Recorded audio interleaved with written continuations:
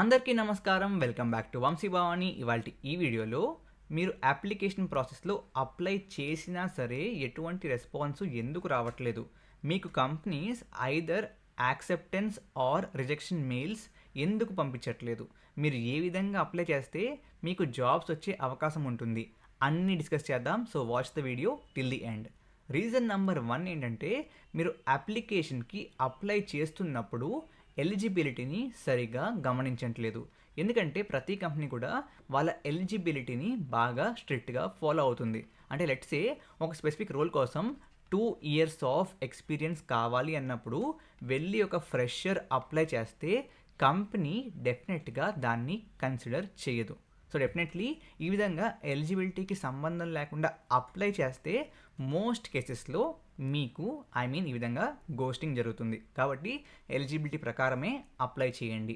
Second thing ఏంటంటే time అనమాట. So I discuss about it. So ఒక కంపెనీకి ఈ మధ్యన జాబ్స్లో రిక్రూట్మెంట్ జరగాలి అంటే దానికి మల్టిపుల్ ఫనెల్స్ ఉంటాయి. I talk about the different funnels. దాంట్లో ఒక ఫనెల్ మాత్రమే అప్లికేషన్ అనమాట. సో యాక్చువల్ వెబ్సైట్లో job application is just 1 funnel. ఇంకా చాలా ఫనెల్స్ ఉంటాయి. దానివల్ల మీరు స్టార్టింగ్ 1 or 2 డేస్లో ఒకవేళ అప్లై చేయకపోతే మోస్ట్లీ కంపెనీస్ అప్లికేషన్స్ని పట్టించుకోవు. ఎందుకంటే 1-2 డేస్లోనే ప్రస్తుతం ఉన్న డిమాండ్ సప్లై గ్యాప్ వల్ల ఆల్రెడీ వాళ్ళకి 10x అప్లికేషన్స్ వచ్చేస్తాయి. లెట్సే 5 ఓపెనింగ్స్ మాత్రమే ఉన్నాయి అనుకున్నా సరే ఈ 1-2 డేస్లోనే ఆల్రెడీ వాళ్ళకి 500కి పైగా అంటే అబౌట్ 100x ఓపెనింగ్స్కి సంబంధించిన ఆర్ 100x అప్లికేషన్స్ ఆల్రెడీ వచ్చేస్తాయి. కాబట్టి వాళ్ళు వాటిని కన్సిడర్ చేయరు.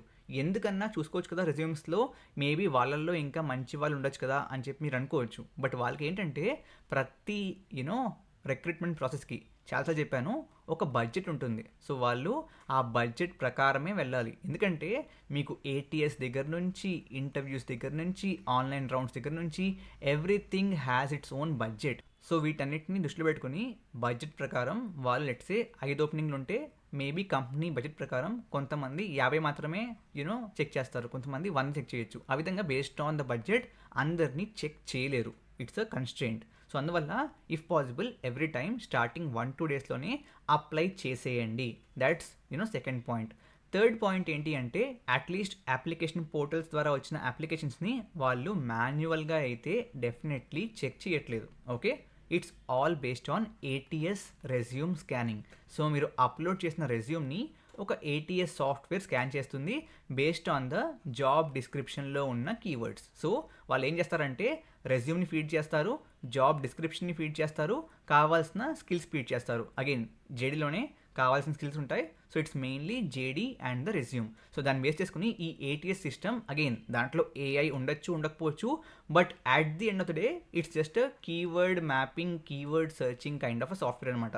సో ఈ జేడీలో ఉన్న కీవర్డ్స్ రెజ్యూమ్లో ఉన్నాయా అనే దాన్ని బట్టి మీ రెజ్యూమ్కి ఆ ATS సాఫ్ట్వేర్ ఒక ర్యాంక్ ఇస్తుంది.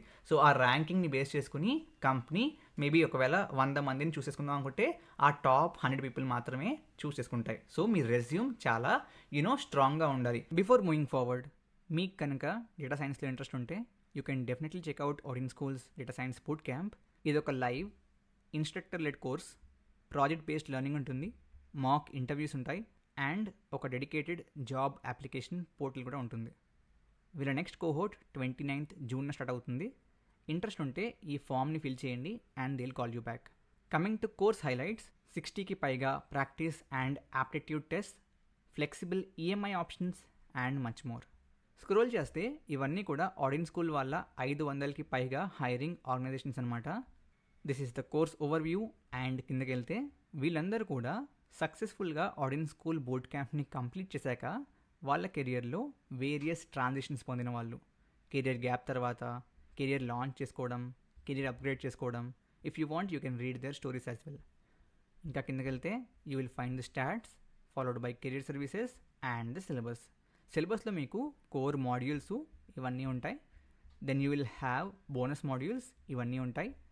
ఆ తర్వాత కెరియర్ యాక్సలరేషన్ స్కిల్స్ ఇవన్నీ ఉంటాయి, ఫాలోడ్ బై టూల్స్. వీటన్నిటిని నేర్పిస్తారు. కిందకి వెళ్తే ఇవన్నీ కూడా ఈ COVID-19 prediction, credit card approval ఇవన్నీ కూడా మీతో చేయించే ప్రాజెక్టులు. అండ్ ఇవన్నీ వాళ్ళ స్టూడెంట్స్ స్వయంగా చేసిన ప్రాజెక్టులు. ఓవరాల్గా ఇంట్రెస్ట్ ఉంటే అగైన్ ఇందాక చూపించిన ఈ ఫామ్ని ఫిల్ చేయండి and they'll call you back. Coming back to the topic, when I say resume స్ట్రాంగ్గా ఉండాలి అంటే the main mistake people are doing is definitely ATSకి సంబంధించిన కీవర్డ్స్కి సెట్ అయ్యే రెజ్యూమ్స్ని ఈ మధ్యన మోస్ట్లీ ఓవర్లీఫ్ కానీ ఆర్ కొన్ని పెయిడ్ టూల్స్ని వాడి క్రియేట్ చేసుకుంటున్నారు. కానీ చేస్తున్న మిస్టేక్ ఏంటి అంటే ప్రతి కంపెనీకి సేమ్ రెజ్యూమ్ని పంపిస్తున్నారు. ఈ ప్రాసెస్ ఒక 5-6 years బ్యాక్ వర్కౌట్ అయ్యేది, బట్ ఇప్పుడు వర్కౌట్ అస్సలు అవ్వట్లేదు. Because let's say first opening is for SDE, okay, second opening is for back end developer, okay, third opening is for let's say full stack development, okay. మీకు అన్నిట్లోనూ skills ఉన్నాయి, but అన్నిటికీ same resume work out అవ్వదు. Because అన్నిటి యొక్క JDలో same keywords ఉండవు, దానివల్ల same resume definitely work out అవ్వదు. సో మేక్ షూర్ దాట్ మీరు ప్రతిసారి అప్లై చేస్తున్నప్పుడల్లా కొంచెం కష్టమైన take that extra effort and ప్రతిసారి రెజ్యూమ్ని చేంజ్ చేయండి. రెజ్యూమ్ని చేంజ్ చేస్తున్నప్పుడు కంప్లీట్గా చేంజ్ చేసేయక్కర్లేదు. మీ స్పెసిఫిక్ డిస్క్రిప్షన్ ఆర్ మీ స్కిల్స్లో వాడే కీవర్డ్స్ వాటిని మాత్రమే చేంజ్ చేస్తే సరిపోతుంది. ఎందుకంటే మీ ఎక్స్పీరియన్సు, మీ సర్టిఫికేషన్స్ అవి మారిపోవు కదా, బట్ ఓన్లీ కొన్ని సెక్షన్స్ మాత్రమే. వాటిని చేంజ్ చేస్తే ATSలో ర్యాంకింగ్ ఇంక్రీజ్ అయ్యే అవకాశం ఉంటుంది, ఓకే. నెంబర్ 4, చాలాసార్లు పీపుల్ యూజ్ లాంగ్ రెజ్యూమ్స్. చాలామంది ఏమనుకుంటారంటే ఒక 2-3 pages రెజ్యూమ్ ఉంటే మేబీ మీరు ఎక్కువ పోస్ట్ చేశారని చెప్పి కంపెనీ వాళ్ళు అనుకుంటారని చెప్పి పెద్ద పెద్ద రెజ్యూమ్స్ పెడతారు. గైస్, ఎలాన్ మస్క్ లాంటి వాళ్ళకే సింగిల్ పేజ్ రెజ్యూమ్ పాసిబుల్ అయ్యింది అంటే వై నాట్ ఫర్ యూ? మీరు సింగిల్ అంటే అగైన్ వెనక ముందు కాదు, 1 side రెజ్యూమ్ మాత్రమే ఉండాలి. అండ్ ఆ 1 side సరిపోవట్లేదు అంటే సరిపోతుంది గైస్. డెఫినెట్లీ మీరు ఫ్రెషర్గా ఉన్నప్పుడు ఆర్ ఒక 10 ఏళ్ళ ఎక్స్పీరియన్స్ ఉన్నా సరే మీరు ఒక పేజ్ సరిపోనంత అచీవ్మెంట్ అయితే డెఫినెట్లీ చేసి ఉండరనుకుంటున్నాను. ఒకవేళ చేసి ఉంటే కనుక కూడా దాంట్లో టాప్ మాత్రమే తీసుకుని పెట్టండి. అండ్ చాలామందికి ఈ single side of the page సరిపోకపోవడానికి కారణం 1 ఈజ్ వైట్ స్పేస్ ఆప్టిమైజేషన్ సరిగా చేయకపోవడం, second is basically unnecessary details ఎక్కువగా యాడ్ చేయడం.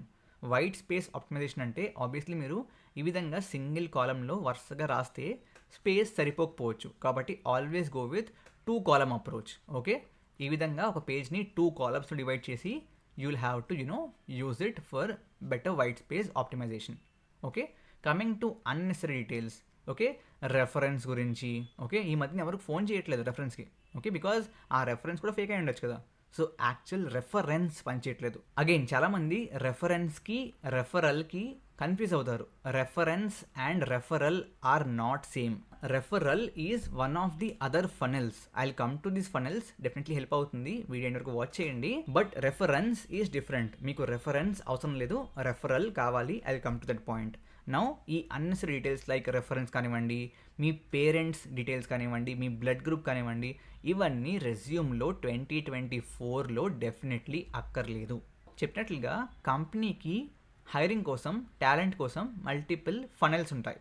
దాంట్లో definitely the first important funnel is వాళ్ళ జాబ్ అప్లికేషన్ పోర్టల్. అంటే ప్రతి కంపెనీకి గూగుల్కి గూగుల్ అప్లికేషన్ పోర్టల్ ఉంటుంది, అట్లీషన్కి అట్లీషన్ అప్లికేషన్ పోర్టల్ ఉంటుంది, ఓకే, విప్రోకి విప్రో అప్లికేషన్ పోర్టల్ ఉంటుంది. సో ప్రతి కంపెనీకి వాళ్ళ స్పెసిఫిక్ జాబ్ అప్లికేషన్ పోర్టల్ ఉంటుంది కదా, కెరీర్స్ పేజెస్. సో ఆ కెరీర్స్ పేజెస్ డెఫినెట్లీ వాడతారు. సో వాటి కోసం ఈ 4 పాయింట్లు గుర్తుపెట్టుకోండి. But this is not the only funnel. వాళ్ళు ఈ మధ్యన వాడుతున్న అదర్ ఫనెల్స్ ఆర్, ఫస్ట్లీ ఏంటి అంటే రెఫరల్స్ గైస్, ఓకే. రెఫరల్స్ చాలా చాలా హెల్ప్ అవుతాయి. 2024లో at least referrals is the key. Maybe ఫ్యూచర్లో రెఫరల్స్ కూడా కామన్ అయిపోయి రెఫరల్స్ ద్వారా కూడా జాబ్స్ రాకుండా ఉండే ఛాన్సెస్ ఉండొచ్చు.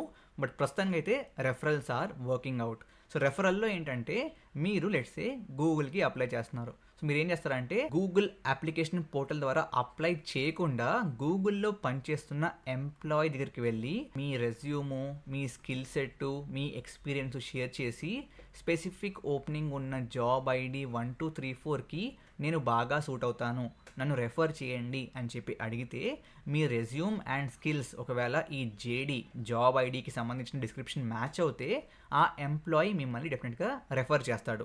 అండ్ ప్రస్తుతానికి ఏ కంపెనీ అయినా సరే జాబ్ అప్లికేషన్ పోర్టల్లో వచ్చిన అప్లికేషన్స్ కంటే ఎంప్లాయీ రెఫరల్స్కి ఎక్కువ వాల్యూ ఇస్తుంది. ఓకే. అండ్ దీనివల్ల ఈ ఎంప్లాయీకి లాభం ఏంటి? ఒకవేళ మీకు జాబ్ వస్తే ఈ ఎంప్లాయీకి బోనస్ వస్తుంది. And bonus is definitely huge. కొన్ని కంపెనీస్లో it's almost equal to 1 month salary. కాబట్టి మీకు స్కిల్ ఉంటే ఎంప్లాయీస్ డెఫినెట్లీ మిమ్మల్ని రెఫర్ చేస్తారు. That's funnel number 2. Funnel number 3 ఏంటి అంటే directly reaching out to the HR. Let's say Google ఉంది అండ్ ప్రస్తుతం గూగుల్లో ఎటువంటి ఓపెనింగ్స్ లేవు ఫ్రెషర్స్కి. బట్ మీకు గూగుల్ ఫ్రెషర్స్ని తీసుకునేటప్పుడు ఏ స్కిల్స్ని చూస్తుందో ఆ స్కిల్స్ మీలో ఉన్నాయని చెప్పి మీరు ఒకవేళ అనుకుంటే కనుక డైరెక్ట్గా వాళ్ళ హెచ్ఆర్కి పింగ్ చేసి, సో మీరు గూగుల్లో ఫ్రెషర్స్లో చూసే ఎక్స్పీరియన్స్, ఎక్స్పర్టీస్, స్కిల్స్ అన్ని నాలో ఉన్నాయి అని చెప్పి మీ రెజ్యూము, మీ ప్రీవియస్ ఎక్స్పర్టీసు, ఎక్స్పీరియన్స్, స్కిల్స్కి సంబంధించిన ప్రూఫ్స్ అవన్నీ అటాచ్ చేసి పంపిస్తే there are high chances that ఎప్పుడైతే యాక్చువల్ ఓపెనింగ్ స్టార్ట్ అవుతాయో అప్పుడు హెచ్ఆర్ ఫస్ట్ మిమ్మల్ని రీచ్ అవుట్ అవుతారు. బట్ దీనికోసం కొన్ని ఇంపార్టెంట్ టిప్స్ ఏంటంటే, ఆబ్వియస్లీ మీరు ఎలా రీచ్ అవుట్ అవుతారు? You will reach out via LinkedIn. Not just for HR reach out, even for referrals you will reach out via LinkedIn.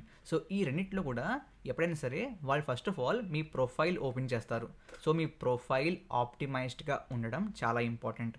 Me headline ఎలా ఉంది, హెడ్లైన్లో keywords ఉన్నాయా లేదా, మీ అబౌట్ సెక్షన్ ఎలా ఉంది, మీ డీపీ ఎలా ఉంది, ప్రొఫెషనల్గా ఉందా లేదా, మీరు స్కిల్స్లో ఏమేమి యాడ్ చేశారు, ఎడ్యుకేషన్ సెక్షన్ అప్డేటెడ్గా ఉందా లేదా, ప్రీవియస్ ఎక్స్పీరియన్స్ అప్డేటెడ్గా ఉందా లేదా, దాంట్లో ఏమైనా స్కిల్స్ ఉన్నాయా, ప్రీవియస్గా ఇంటర్న్షిప్ చేశారా, మీరు రెగ్యులర్గా కమ్యూనిటీతో ఇంటరాక్ట్ అవుతున్నారా, పోస్టులు చేస్తున్నారా, పోస్టులు దేని గురించి చేస్తున్నారు, సిఎఫ్బిఆర్లు ఎక్కువ చేస్తున్నారా లేకపోతే ఇంట్రెస్టెడ్ అని చెప్పి ఎక్కువగా అక్కర్లేని కమెంట్స్ పెడుతున్నారా. సో ఇవన్నీ చూస్తారు. కాబట్టి make or keep your LinkedIn profile updated and optimised. Again ఈ లింక్డ్ఇన్ ప్రొఫైల్ ఎలా ఉండాలని చెప్పి 2 లైవ్స్ అండ్ ఒక వీడియో కూడా పెట్టాను, ఆల్రెడీ మన ఛానల్లో ఉన్నాయి. So watch it. Okay. So దాన్ని బట్టి మీ లింక్డ్ఇన్ ప్రొఫైల్ని ఆప్టిమైజ్ చేసుకోండి. ఓకే.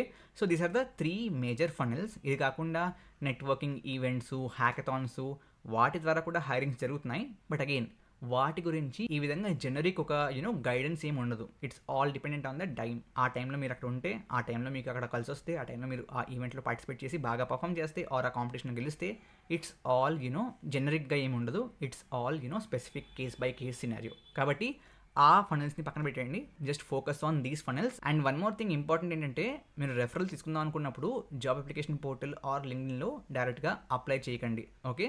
ఒకవేళ మీరు డైరెక్ట్గా అప్లై చేశాక రెఫరల్ అడిగితే అది రెఫరల్ అవ్వదు. So keep these things in mind and definitely త్వరలో మీ స్కిల్ సెట్కి మ్యాచ్ అయ్యి ఒక మంచి జాబ్ రావాలని కోరుకుంటున్నాను. Thank you very much. జై హింద్, జై భారత్.